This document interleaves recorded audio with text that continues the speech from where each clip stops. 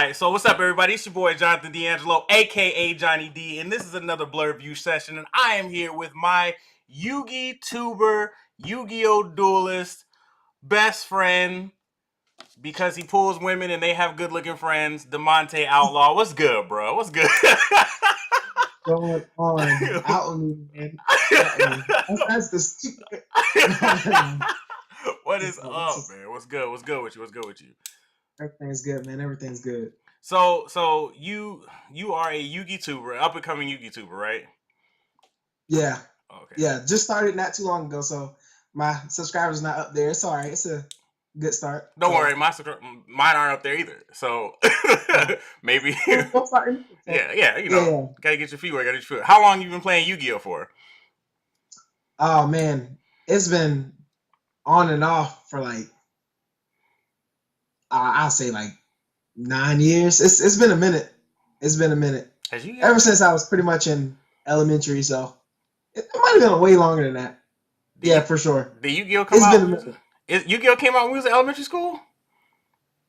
When I don't know about you. Wow. That wasn't a shot. Oh man, we're the same age. I'm not sure how old you are. How old are you? I just turned 26 like 2 weeks ago. Oh, I'm 28. You coming from? Ooh. I didn't know. It's cool. Man. It's cool, man. Yeah. I mean, Yu-Gi-Oh came out when I was in. Yu-Gi-Oh! When did the card game come out? 98? No.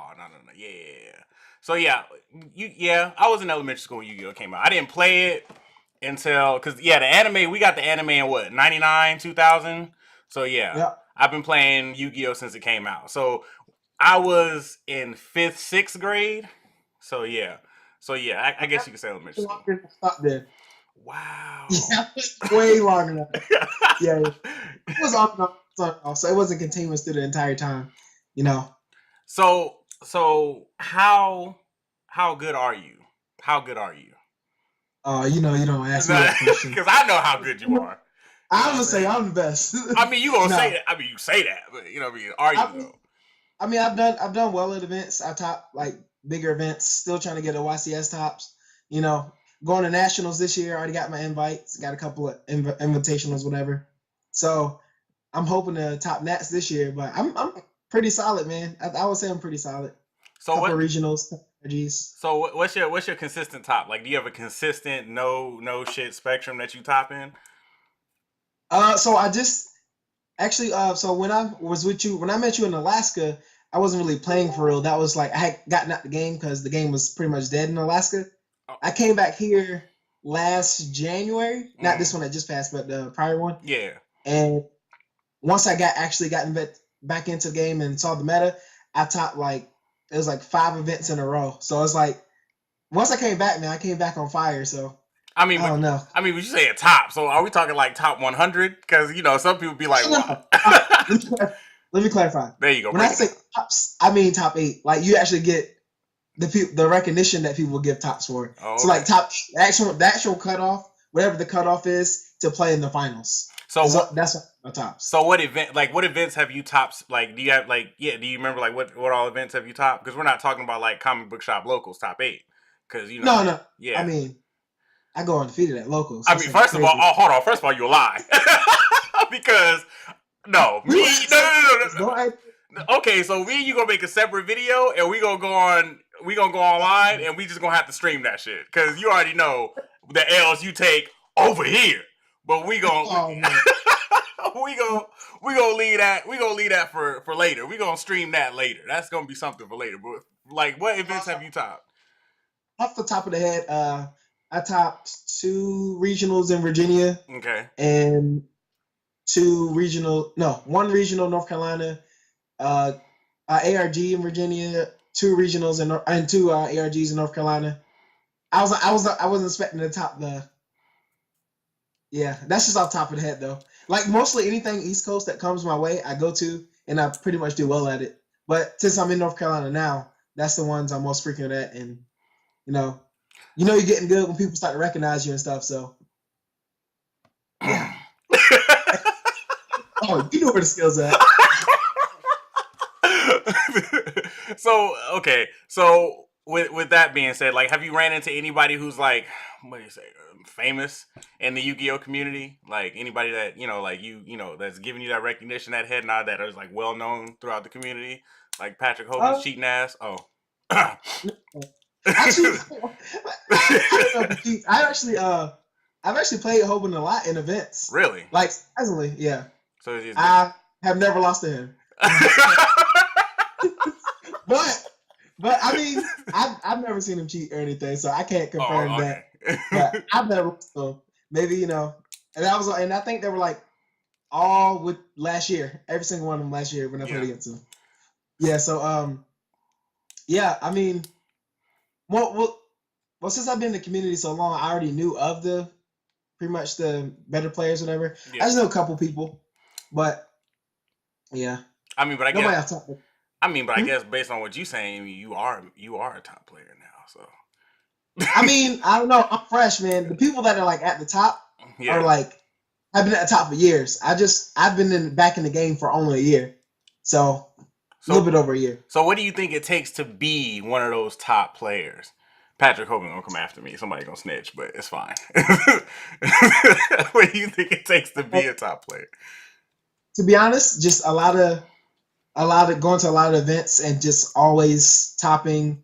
They used to do streams a lot more, so it was like kind of easier to do it first. Mm-hmm. But since they cut back on streaming, which they just now started streaming again a little bit, um, yeah, just having your name out there, always being on top, people seeing you on toxicity, posting your deck list so that people like that once you post the deck list and once everybody's running yours, then you know that you're starting to catch that fame, whatever. When you start playing against your own deck that you made, so I mean, so do you feel like being a top player is like, how do I say?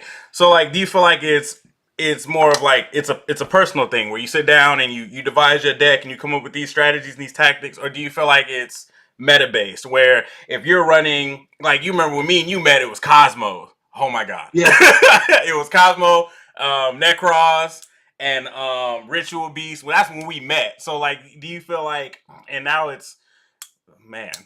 So do you feel like it's meta based, like where it's archetype based, and that's what makes you good, is playing knowing the top archetypes well, or do you feel like it's more of actual the player, or do you feel like it's a combination of both? So basically, I guess to put it in layman's terms, it's not really knowing a specific archetype the best. It's normally like once a ban list hits or something, Yeah. they pretty much just wait to see what wins the next event and to see who broke the format. Because it's always going to be like a player or two that create this. I guess what to create the top tier deck, and then everybody copies that deck. I've most of the time it's like a group of people actually that see, what cards came out, what cards got hit, and what cards do the combination best. So a lot of times it's just a group effort and not an individual effort, which is I think is better because then you get to see from a realm of different people versus just yourself. But so it's like more of a collection, and some people got the skills. Like a lot of people that actually can't perform the deck well can actually just build great decks. Like those who can't do can teach. Like Yeah. that thing's real. I know a lot of people that can build like some pretty flawless decks, but just can't run them, to save their lives. But I think I personally, I started playing. I have literally every single one of my tops this year is playing with True Draco. I don't know if you looked in the current meta or whatever, but I'm playing True Yeah. Draco. All my tops are with True Draco. That I got no advice from anybody with, just because I had already saw what it did at one event, and I was like, oh, that seems pretty cool. So then I just made like this weird, you know, it was like 45 or 50 card version of it, which is out of the norm because normally decks are like 40 cards. 42. Yeah. Yeah, for as low as possible, so consistency. But I was playing a 50 card variant with a whole bunch of continuous floodgate traps and tried to something different and it worked. So That's your thing. These stupid floodgate. You still on oh, that? I was always good. So, Always, always. Stay scheming. So but okay, yeah. so you've played Pokemon and you've played Yu-Gi-Oh. So with the Pokemon ban list, for those of you guys who don't know, the Pokemon ban list, they ban sets. So Mm. after, I think Pokemon goes for almost it goes a year, but within a year's time frame, Pokemon puts out, I want to say, was it 9 sets and then like 3 expansion sets, or so like Pokemon will ban whole sets.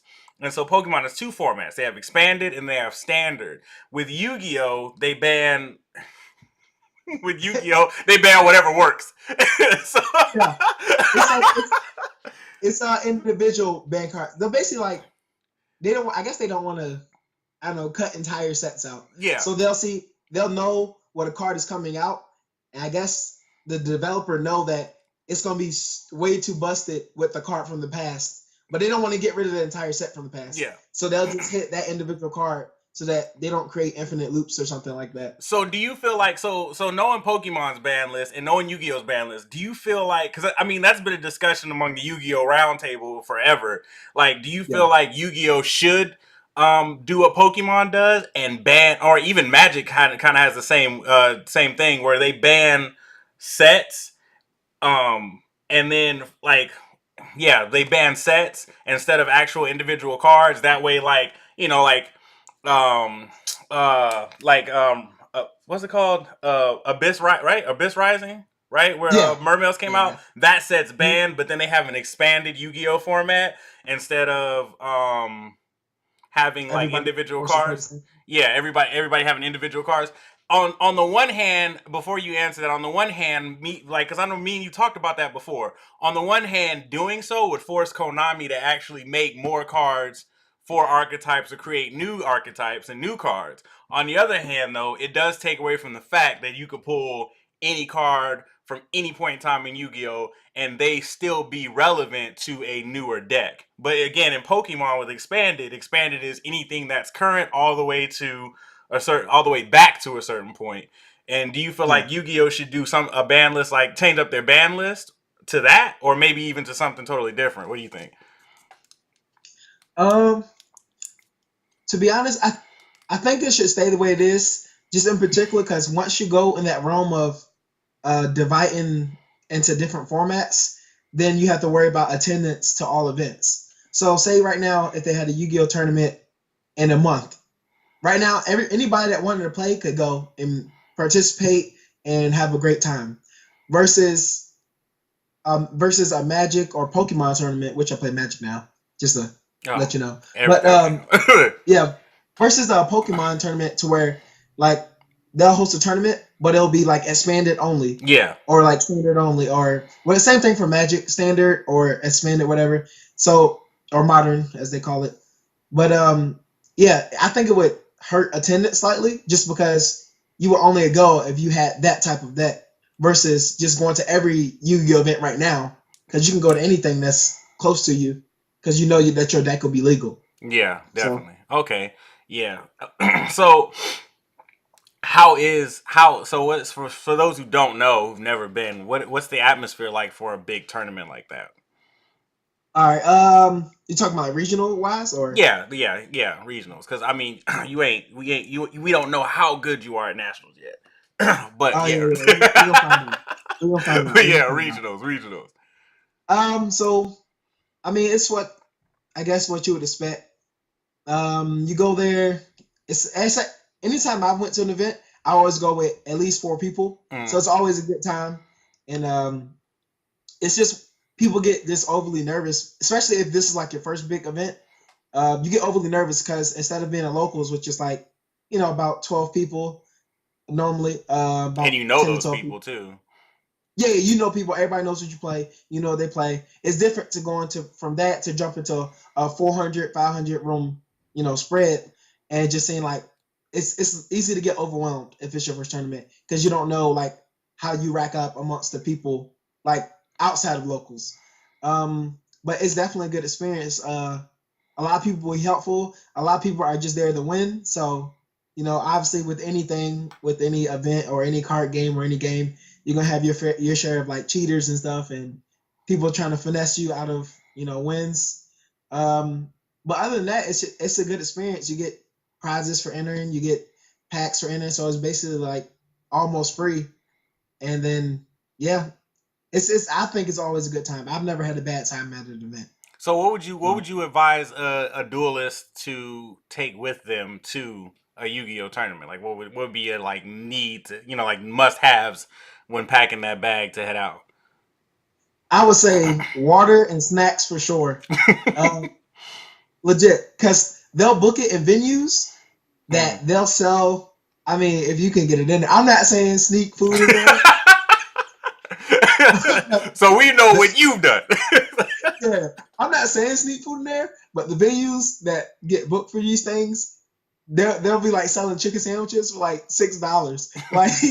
Like just sandwiches you can get literally walking out the building and going a little bit down the street for like $1. Well, they'll sell like Chick-fil-A sandwiches like $6 each.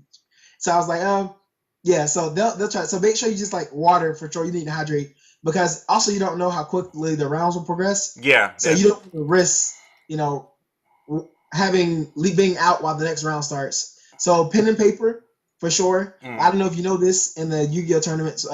If there's a dispute in life points, then whoever the player that has life points written down always wins no matter what. Oh wow. So if you attack me for game and I'm the only one keeping life, not saying that I've never done this. Just to clear it up. You could just be like, nah, fam, that's not game. I'm the one keeping track of life. And then the judge get called over and they're like, well, who's annotating life?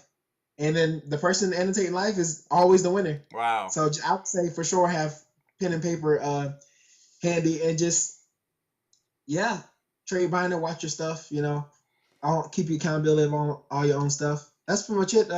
You don't need too much else. Just bring your deck. That's probably important. But yeah.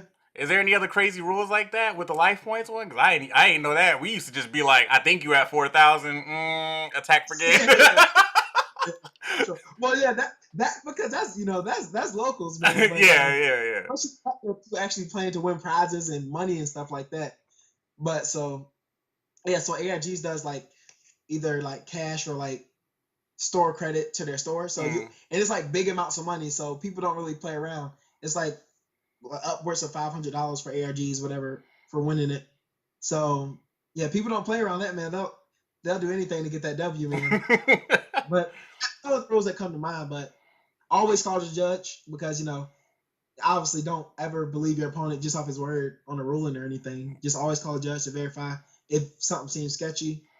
But that's pretty much that all comes to mind for that. Have you ever I know you told me once you were like trying to get top 32 at this event and you got cheated out of an event.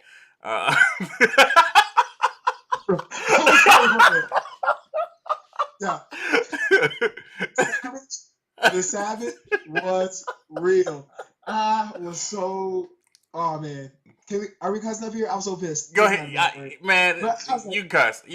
Go ahead. Go ahead. Tell the story. You want to get it off your chest. Tell the story.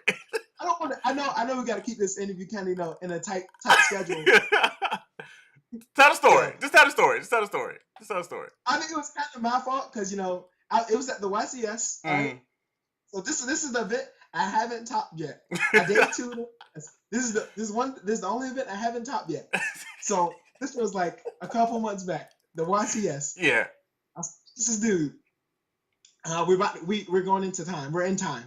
I don't know if you know what kaijus are. Yeah, of course. Yeah, they were out. Yes, of course. Yeah, okay. So basically, we're going in time. Don't make me look like I don't know what I'm talking about. I have to always at least appear to look like I know what I'm talking about. I'm keep you updated. But yeah, I have my board up. We're in turns. I have a masterpiece in attack mode and like some random monster in defense mode, and we're in turns. So whoever it's 5 turns, whatever. Who has the higher life point wins. Win. I had already won game 1. Yeah. So this is game 2. So if I won this game 2, then I would have for sure topped the YCS, like which is the top I'm missing right now. But so yeah, win times. I'm like, pass turn, whatever. He goes mind control. So he takes control of one of the monsters, and every time he's done this, he's like link summon, which is the new mechanic. Yeah. He link summon away the 2 monsters and had brought something out. So he mind controls a monster, and I allow it, and then he starts looking through his extra deck. So I'm like, all right. So I'm looking at my face down to see what I do. Whatever. He sends my monster to the graveyard and the monster that he had on board. And he sets one, and it doesn't click to my mind yet what he just did. So I didn't know he was conducting a tribute song basically because he took control of Monster and just put him to the graveyard, but he was looking at his extra deck. Yeah. Like he was going to link something. So he passed his turn, and I'm like, okay, in phase, it's like a True King's Return. It's like a call behind it for my monsters. So I bring back my monster, and I draw. And I'm like, all right, so this is like the last turn in turns. I'm like, all right, so I switch my monster to attack mode. I have 2 monsters now. I was like, all I gotta do is run this monster over, hit him in life, and I win. Yeah. So I was like, recipe swing. This motherfucker sets a gamma seal. So I'm like, yes, 2,000 defense. We have the exact life. This is last turn. I'm like, masterpiece attack. I lose 50 life, 50. And then I'm like, hey fam, hold up. I was like, you know, that's 2 tributes. And then he was like, yeah, I tributed my monster that I had on board, and then the monster I had of yours. I was like, the monster that you mind controlled, because you can't tribute under mind control. You can't tribute the monster. Yeah. And he was like, oh, so I was like, Judge? And then he calls Judge over, actually. Judge comes over. He's like, that's an illegal play and whatever. Ends up giving him a game loss. So I already won game 1. This should be game 2, so I win the whole thing. He's like, oh, that sounds shady. I'll appeal that. Calls the head judge over. Head judge over said, so what happened? I was like, yeah, this is what happened, whatever. He's like, what have you done since then? I was like, I literally drew and attacked. Nothing else happened. And then he was like, he's like, well, that's an accepted game state that you did. You allow him to set a monster. I was like, I didn't even know what it was until I tapped into the thing. I didn't even know it took 2 tributes. Yeah, true. Like, how would you know that? Yeah. And I was like, I'll gladly reverse back to the state. I was like, it's a freaking kaiju. He literally couldn't do nothing. Like, I was literally just gonna swing into him. I'm sure he knew what he was doing. And he was like, well, you let it go. So that gamma seal is legal now. And I was like, you gotta be shitting me. And that stopped me from top 32 in the YCS. And I ended up getting 39. Wow. So, which is even more aggravating, because I was like, man, that one, because instead of winning that game, I only tied it. So that one win would have pushed me over the threshold, and it was just, so I was so heated. So when stuff like that happens, yeah, you'll rage out, but you'll learn to get over it. I haven't yet. Petty. I'm sure someday. Petty. Yeah. And then watch, next YCS is gonna be him again. Like first round is gonna be you and him. Oh, I hope you gonna pull out the puzzle? You gonna pull out the puzzle transformer? Millennium puzzle now.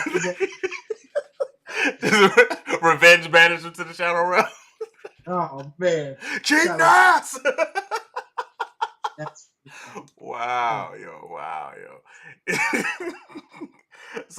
So what's the next tournament you're going to? Where are people going to see you at next?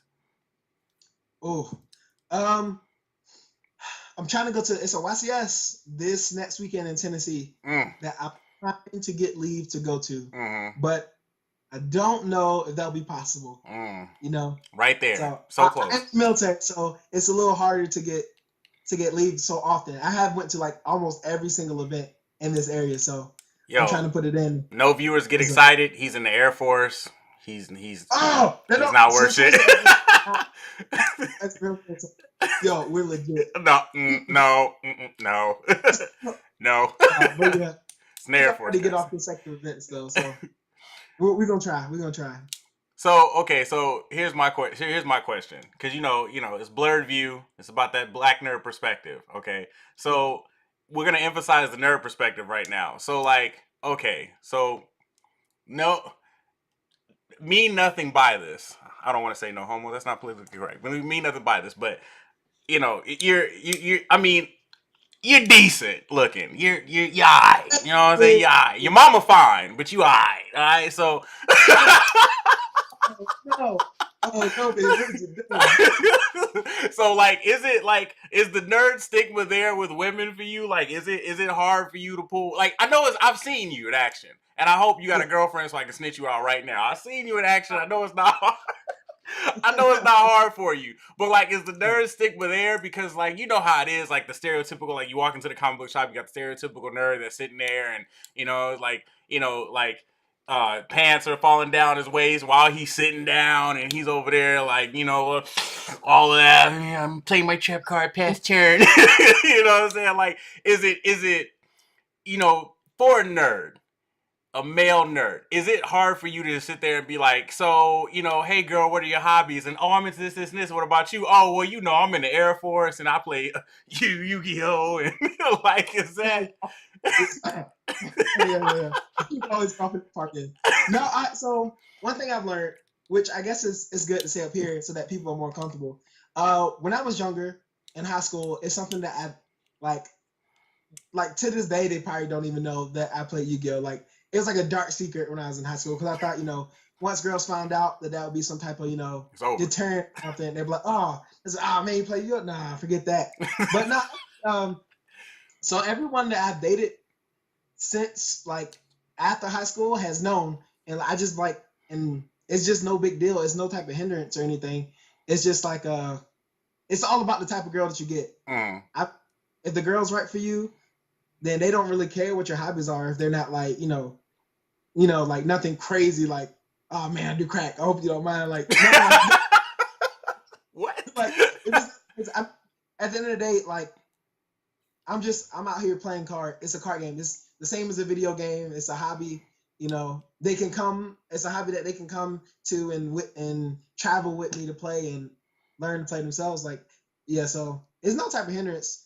And I will say this to all the viewers: if you do play a card game or video game, whatever your hobby is, don't be afraid to tell anybody you're interested in because at the end of the day, if you enjoy it, it's part of you. So, yeah. How I'll say many? have no shame. How many? Because I know there's a few female Yugi tubers out there. I know I've seen a few, very few. Are there?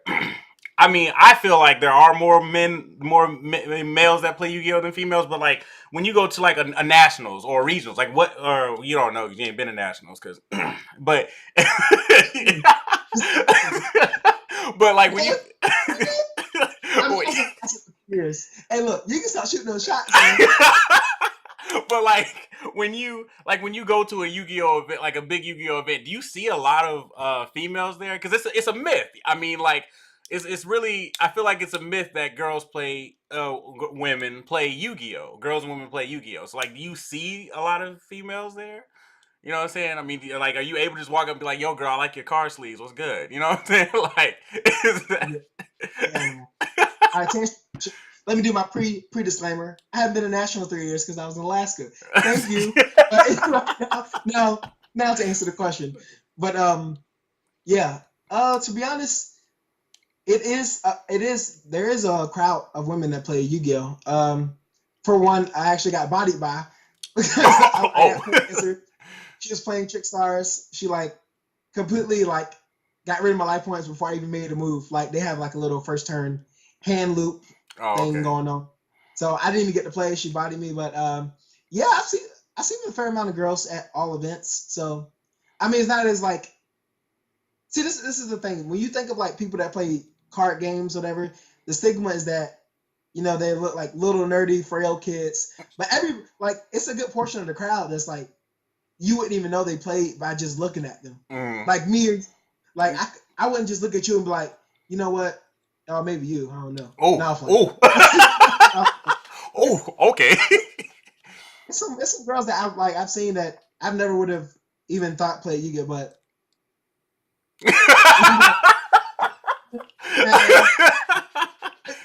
what's up, girl? I like some car sleeves. Oh yeah. Like, oh, we gotta play right now. If you lose, I'm getting that number. It's tough out here. Oh. What do you mean? You ain't never done that before, have you? Duel somebody for their phone number? No, bro. I've always and already obligated to somebody, most of the events. So. Oh, okay. All right. So do you watch the anime still? Like, I know when it first came out, well, we actually in America, we didn't get season 0 where he was just, killing dudes just because. We got the card game. We got the card game. So, yes, I do know about Yu-Gi-Oh, guys. That's how I know about season 0. I do indulge. So, I do know what I'm talking about this video. So, do you... do you play, like, do you still watch the anime? And if you do, does it still have the same, like, because the first anime, Not including season 0, but the season we got one. When you had the Pegasus arc, the Duelist Kingdom arc, and then you had the Merrick. I can't remember what that arc was called, but when you had Merrick, that arc, the Battle City arc. Like, do you? Yeah, yeah, Yeah. Do you feel like Yu-Gi-Oh still has? If you do watch it, do you feel like it still has the same Phil? feel? Yeah. Is it like? Does it feel the same? Like, does it? I mean, does it still have the same? Does it still have the same depth that the original anime did? Uh, I think it was more relatable the earlier seasons that we got Yeah. because at that, I mean, out of the, the Shadow Realm and stuff, but other than that, it was just people going as a group of friends, traveling, playing cards and stuff. So it was more relatable. And then I was keeping up with it, and then they started getting on motorcycles, and I was like, Hold on, hold on. First of all, you're not gonna diss 5Ds. You're not gonna diss 5Ds. That's what you're not gonna do. it became slightly more like hard to relate because the kids out there trying to duel on the highway 100 miles an hour or whatever. But I mean, I still enjoyed it. But I haven't seen the latest one. But sometimes I just, well, not any full like, I haven't kept up with the episode by episode. I've like just out of curiosity clicked to see. I mean, I can see how kids would still like it and stuff, whatever, or anybody still watching it. I can see how I can still catch the interest. But I grew up with the originals, man. So they hold like a special place, nostalgia or whatever.